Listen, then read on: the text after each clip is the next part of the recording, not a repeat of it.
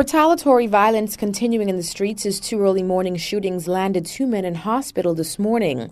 A chunk of two busy thoroughfares and several of their adjoining side corners were blocked off for several hours Tuesday morning. Traffic had to be diverted as major portions of both East Street and Market Street were cordoned off with crime scene tape. This as police investigated the shootings that they say are connected.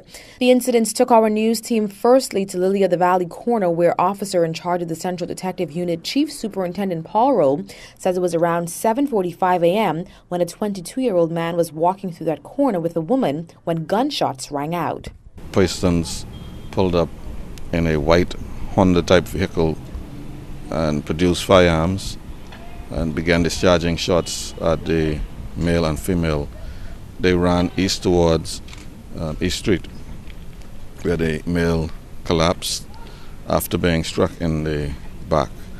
He was transported to PMH via EMS. Now, just as reporters arrived at that first scene, police received calls that a second man had been shot just several blocks away at Hay Street. Reporters had to run from Lily of the Valley corner to the second scene as traffic was at a standstill. Residents in the area also made the mad dash, running to see what had happened. The early morning work and school commute clearly compromised at this point, as frustrated motorists sat in their cars with nowhere to go. A second male was riding his motorcycle in the McCullough Corner area when persons in a blue type vehicle pulled up on him. One of the occupants exited the vehicle and produced a firearm.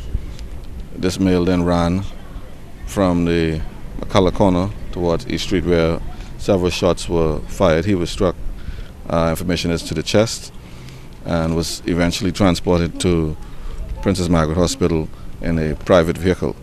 So we believe that this victim here may be the brother of the suspect in the shooting at Lily in the Valley corner.